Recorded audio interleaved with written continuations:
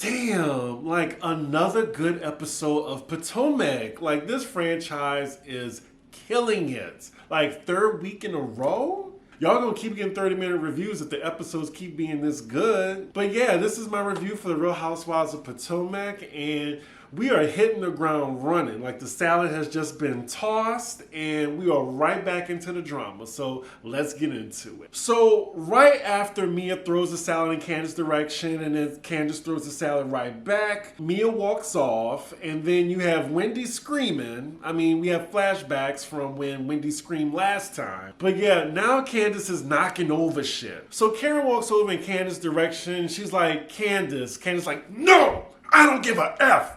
Like, she's angry right now. She don't care. It's F Mia. Unfortunately, I can't curse in the first 5 minutes, so abbreviations are gonna have to do. So I think the main thing people are trying to get through to Candiace is just don't go for the mom. You can go for Mia and her big hands and her big feet, but don't take it to another level with her mom. And I get that. I personally do, but you already hear Candiace saying she don't care. She don't care. Mia comes back into the room and talk to Candiace. I think she's about to say something about her mom, but Candiace still doesn't want to hear it. And for some reason, Candiace is the one who's crying. Why is she crying? Like in the beginning of the fight, y'all saw like she threw the piece of salad first. She was like, you better finish it. Why are you crying now? That's what I want to know. And really, is this all just over Mia saying that her video shoot was low budget? Because it really was. She didn't have any cars. She had to borrow the other lady's cars in the background of her video in a vacant parking lot. That was low budget. But if Candiace wants to be like, don't start none, won't be none, and you go for the jugular, be prepared to stand in that. And it seems like she don't want to stand in that. How she crying and stuff and trying to play victim. Oh goodness, so they still talking, like at least they have a counter between them. Damn, these poor people house, whoever the house they in. Mia breaks something, I think it's like a porcelain. It looks like one of those long glass lights, but I don't know what it was. She broke it. Ooh, child, they are still yelling. I'm hearing a bunch of I don't cares, and then Candiace is like, be proud, you're not gonna say whatever the F you want. Just a spoiled brat. The other ladies, they just trying to move stuff aside so no one throws anything else at each other. Candiace is sticking to her stance saying that if you come for me, everything about you is fair game. She don't care. And now Candiace is addressing Gordon saying, take your bitch home. Like, is that necessary? I don't think Mia ever talks to Chris, like in regards to Candiace. Like, keep the husbands out of it. Mia finally leaves the room along with Gordon. They're thinking about leaving. Mia is saying Candiace is dysfunctional and she doesn't want to be around it. Mia comes back in the living room, tells Wendy she's leaving, but Wendy says, no, you guys are staying. I think everybody wants Mia to stay. And then we see Candiace saying, see, she's breaking things. This is what they do in the strip club.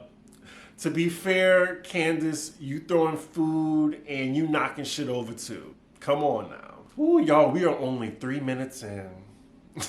Mia and Candiace are each trying to explain to people why the other is out of order. The rest of the men, they in the back playing pool and they laughing at it. Like, they're just like, damn.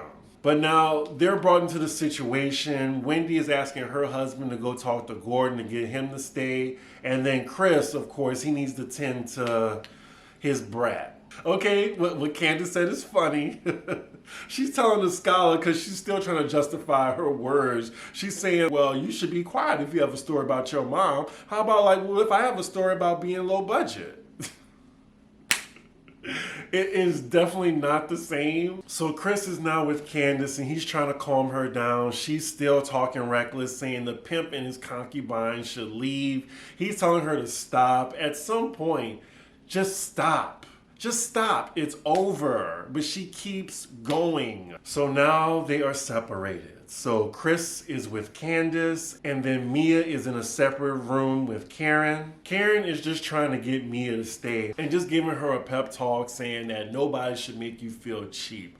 And this is when Mia is showing some emotion. I think this is the first time in regards to a fight that I'm seeing her like actually be affected. So it looks like the majority of the women are trying to get Mia to stay, even a scholar. They're all in the same room right now. She's calling Candiace a little chihuahua. She'll be damned if seeing Candiace's words on TV about her mom affects her sobriety. Because at that point, Mia says, then she gonna have to catch me outside. If Mia was having a bad day and then Candiace came at her with that mom insult, look, we would have been in the same situation in season 5. So now we're with Candiace and Chris. And Candiace is yelling at Chris. Like, from day one, she's coming after everybody. So I'm thinking about it. I just feel like Mia is harmless. I mean, she'll have her little shady comments and stuff and have questionable stances in situations where she'll at one point be on Gizelle's side and at one point be on Karen's side. But other than that, I don't see her doing anything like malicious, like Phaedra malicious or Kenya Moore malicious, that warrants the type of response that Candiace is giving. And just to hear Candiace talk about this, saying that like, oh, if she wanted smoke, I gave it to her. She wanted it. And I'm like, have you learned nothing from season 5? She sounds like a child in this moment talking to Chris. Chris looked like he's talking to like his stepdaughter or something. We're back with Mia, and now Skylar's talking to her about saying, what you said about Candiace's video shoot, it really hurt her feelings. And I appreciate a Skylar trying to be like the Cynthia of the group. Mia says, well, whatever it was, she didn't even want to call it a music video. Throwing shade even when you crying. But she's like, at the end of the day, it was low budget. It just is what it is. It was a fact. Oh, goodness, Mia. So she says when she started out as a businesswoman, everything was low budget for her. She was trying to save. And now she's making $450K. We need to hear that.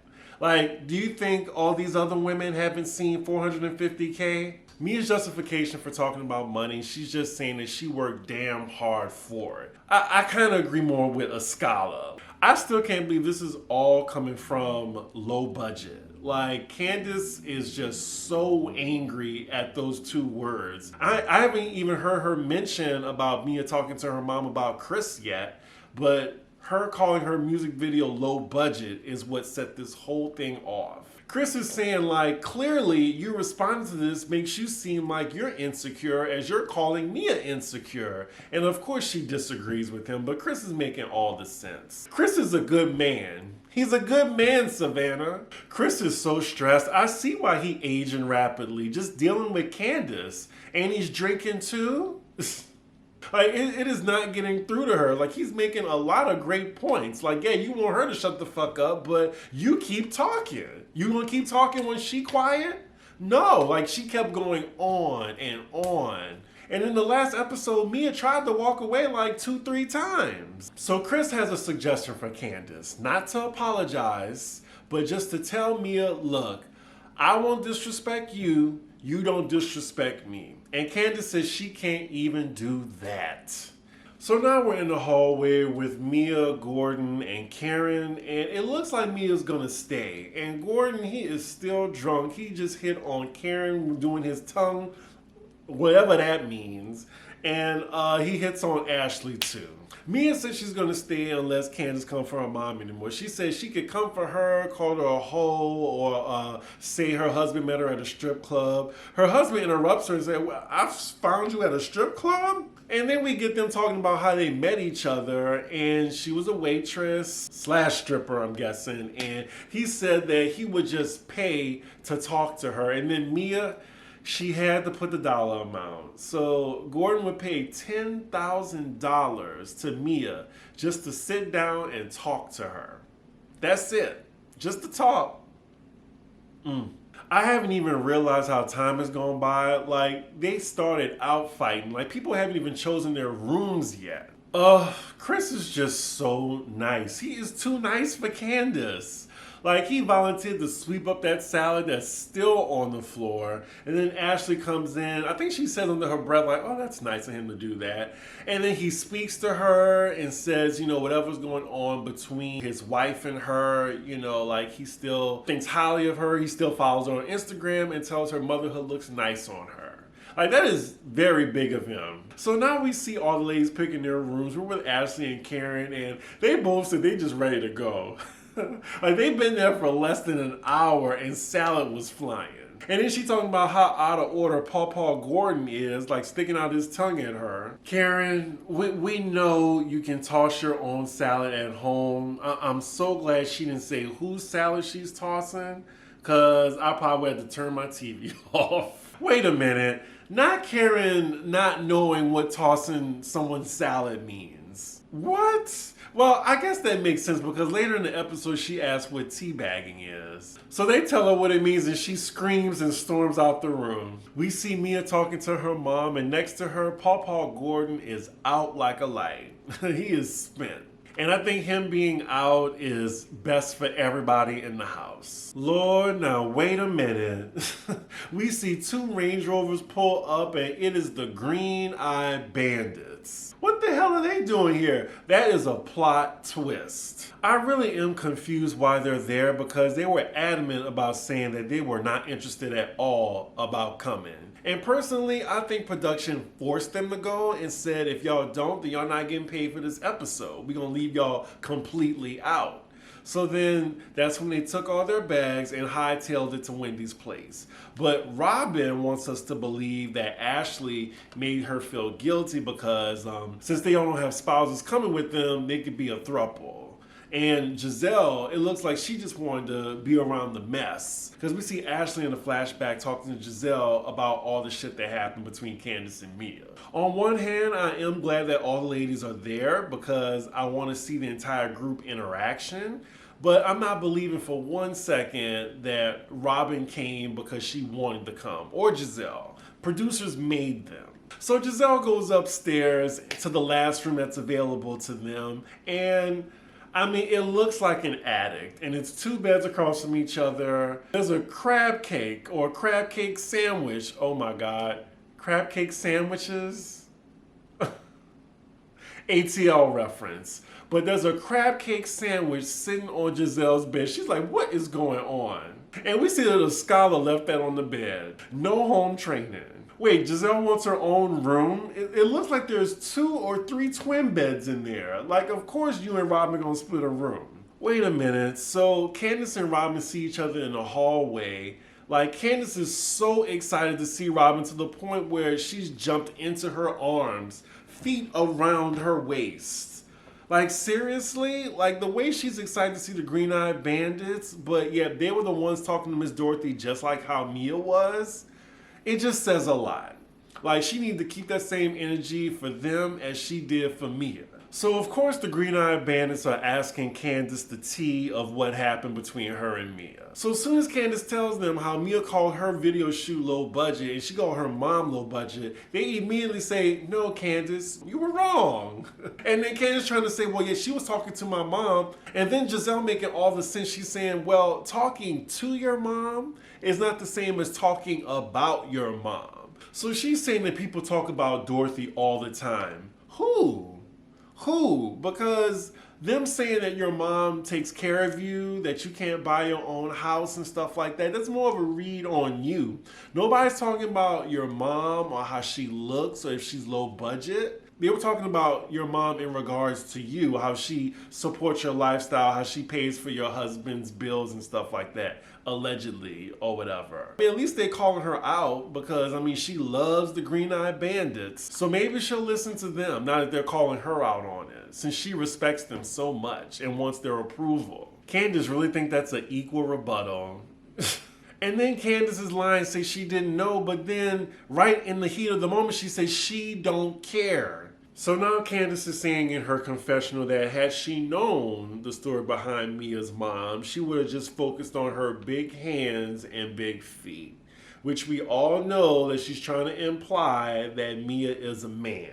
I mean, take that observation how y'all see fit. So then Wendy walks in the room, and I forgot that she's the host. She didn't even see them come in, so now she's greeting them. And Wendy is keeping it cute. She's like, thank you for coming. Thank you for being here. Even though production forced y'all. We then see Gizelle ask Wendy, like, where's the bathroom up here? And Wendy's like, this room don't have a bathroom? Wendy is enjoying this. Like she has the power. This is her trip. So then Gizelle is like, well, there's two people up here. What bathrooms do you suggest we use? And Wendy is like, okay, well, downstairs. As the cameraman zooms in on Gizelle's foot in a brace. Oh, Lord. This season needs an Emmy. So the Green Eye Bandits are pissed and complaining already. Like, Robin does not want to be there. And I gotta say, Robin, you ain't gotta be there. And you know what? You don't need to come to anything else next season. You need to just sit your ass out, because her only purpose on this show now is being a minion for Gizelle. There's nothing going on with her that we haven't heard for the past 5 or 6 seasons. We see Robin looking up hotels. She let us know that she's on her period and she just really needs a room to herself. And she has a really bad attitude because of it. So we see everyone getting into the van on their way to dinner. I'm just looking, and what the hell is Gizelle wearing? She's wearing a black hoodie jumpsuit with pearls decorated on the hoodie as well as the arms. Just tacky. Get a stylist. I know she can afford it. I know she can. And then another observation is Mia and Candiace are sitting right next to each other. Now, when I saw this in the previews, I thought, oh, maybe they talked it out. Maybe they apologized to each other.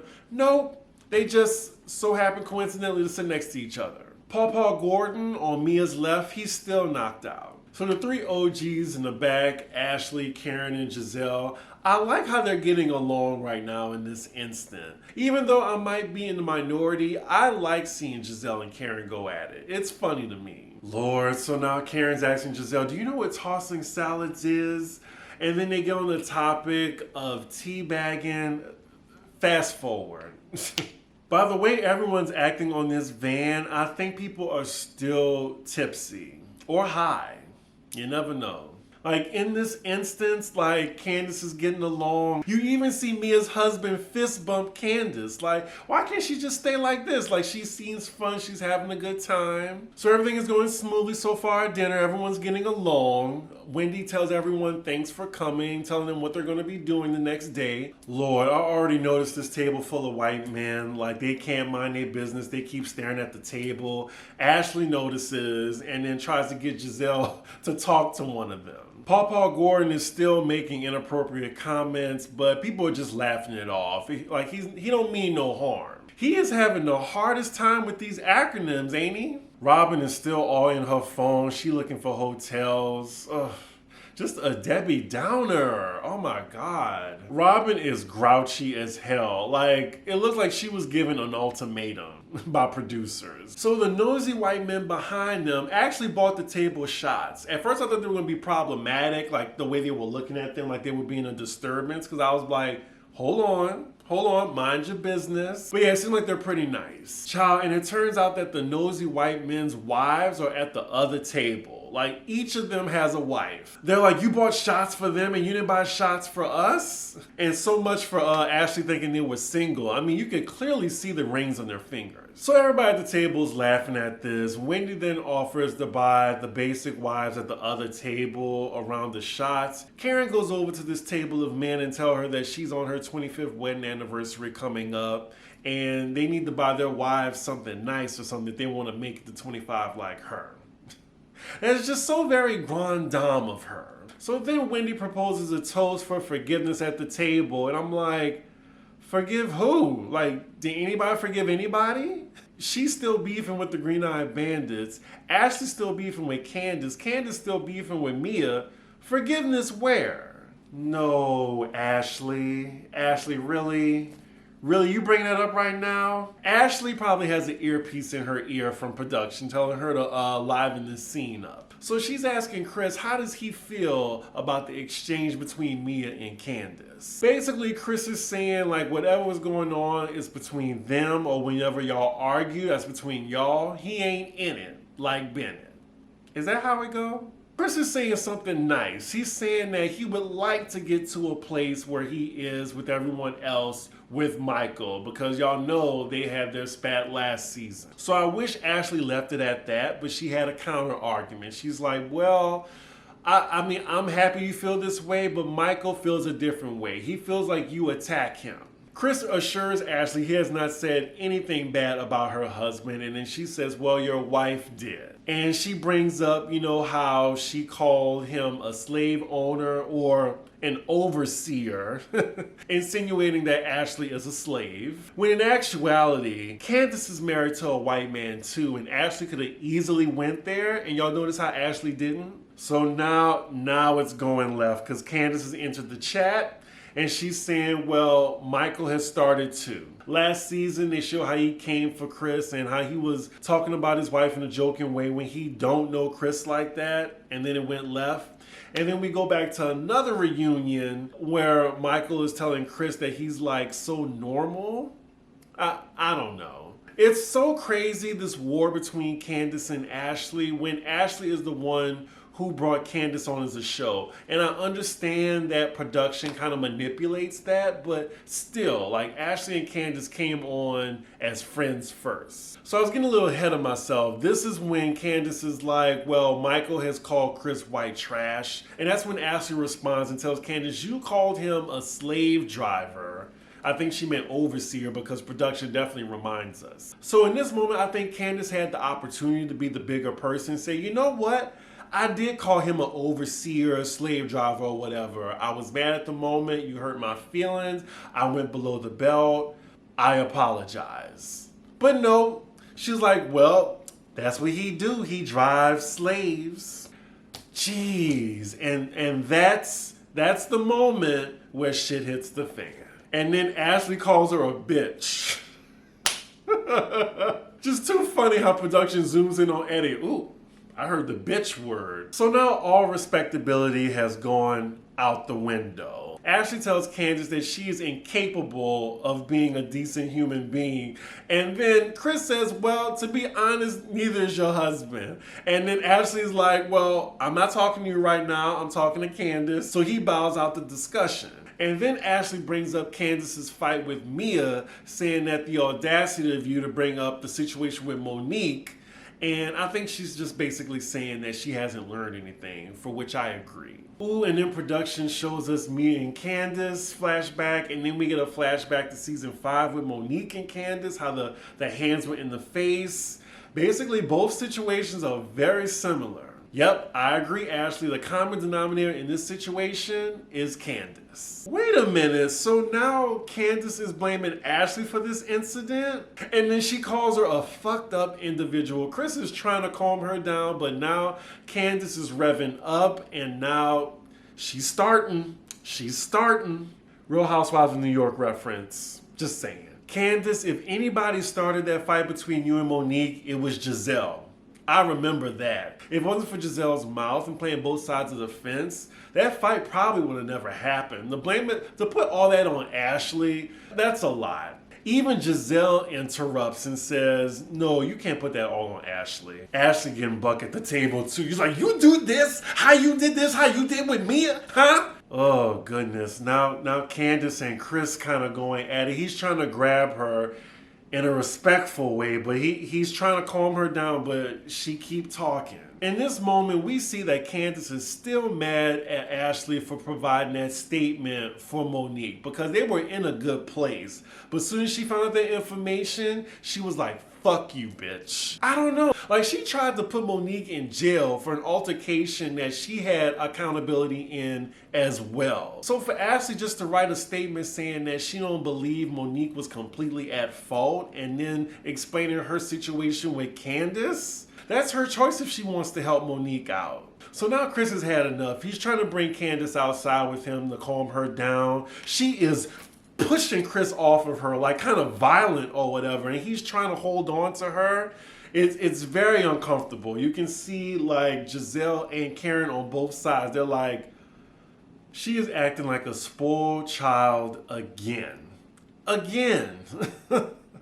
Candiace looks like she's in a high chair right now, just no. So now they all trying to get Chris to sit down, and Chris has had it. He walked away from the table and went outside. Girl, Candiace, you're gonna lose your husband. Like, if you stay on this show and keep acting like this, like, she has literally learned nothing from season 5. Nothing from getting her ass whooped by Monique. Even Ashley is trying to get Chris to sit down. So again, Gizelle is telling Candiace, like, Ashley had nothing to do with that fight starting. And then Candiace like, well, she involved herself legally and she's a vindictive bitch. She used the bitch with the hard ass B. It just sounds so vile the way she said it. Just so hateful. It's not even fun shade with her. It's just mean, angry, hateful, vicious insults. Like, with all due respect, she can suck my dick. Like, it's just becoming, like, vile. So then Ashley tells her, you may have an oversized clip, but it's not a dick. And then Candiace points in Mia's direction like, that's your friend. Now, see, that's why I can't fuck with Candiace, and I'm wondering, what do y'all Candiace stands have to say about that? Like, she just threw Mia into this. Like, Mia was eating her food for once. For once, Mia was sitting down eating her food. I'm glad that Mia's unbothered though, but she is saying that Candiace is getting on her nerves. And it's crazy, Candiace don't go outside to check on her husband. It's a scholar's husband that goes outside to check on Chris. Wow. Like, Candiace don't deserve Chris. I'm sorry. This man has put up with so much. He is aging rapidly in a Benjamin Button state, and he's been drinking. Poor Chris, he is so frustrated. We're at the 5-minute mark, so I'm really curious to where this goes. Robin has said nothing. She's been on her phone, she's been applying her lip gloss, she's been eating her food. She's contributing nothing to this scene. Everybody's telling Candiace to check on Chris, and she's just sitting there. So now it's crickets at the table. Wendy's like, I can't take y'all nowhere. Y'all raggedy. And then Mia tells Candiace, I'm sorry, you can't tell Ashley that she's acting out of character when you're acting out of character yourself. I don't think that was that much of an insult, but then Candiace just dismisses Mia and says, you need to tend to your benefactor. Well, you know what? Mia's going to keep her benefactor while your husband is outside, and he's probably going to leave your ass. Candiace's long ass witchy poo fingers is right in front of Karen saying, you better behave. You better behave. You don't want to embarrass your benefactor. I'm laughing at that and just, oh my God. And poor Karen, she's in the middle of this. Well, we finally hear from Robin in her confessional, and I do agree with Candiace, you just don't know what's going to come out of her mouth. And like I said on Twitter, if y'all follow me, and I said it on Pop Roast, I really think that she would call me the F word if we were arguing. Like, she would try to find the lowest hanging fruit on the tree to throw in my face. Karen is like, y'all can have y'all words, with one more finger goes in front of my face, I'm gonna bite it. At this point, they laughing at the drama, and now Candiace finally gets her ass up to check on her husband. I think what would help Candiace is just a little bit of accountability. Just a little bit. Like, I feel like she never has any ownership in what she says at all. Like, even if they do shade you, I'm sure they can sit down and have a conversation and talk about it. But no, it went left. Even though Ashley was the shit stirrer, she started that conversation, but Candiace that gave her a great opportunity to steer this conversation in the right direction instead of going left. So Candiace is talking to Chris now, and he's begging her, like, why couldn't you just be the bigger person? And Chris, I mean, you don't know who you married? Candiace is small, and not just in stature. Wow, so we got the Green-Eyed Bandits and Ashley talking about it, and I can't believe they agree. Like, they're saying, like, it's like last year happened in vain. Like, you didn't learn nothing from it. Now, I will say, Robin and Gizelle had a different stance last year, but I'm guessing now they see, like, how Monique isn't here, but the fights that are close to blows are still happening, and it's the same person behind it. I just know she getting ate up on social media right now. I like, even if I was a fan of Candiace, I'd be like, ugh, is she doing too much? So now Chris and Candiace go back to the table as a united front. It's nice that Mia and Gordon, they still like Chris. Like, they asked him, is he okay? Like, Chris is a stand-up guy. I think everyone likes him. Wait a minute, editing department, they just getting their food? Like, I feel like this food was on the table already. Y'all notice that? Unless they had like 2 entrees each. So then we see Karen's side of the table saying this was just all a pissing contest, a non-stop pissing contest. And then the camera pans to Candiace and Ashley, and that is where the episode ends. 3 episodes in a row.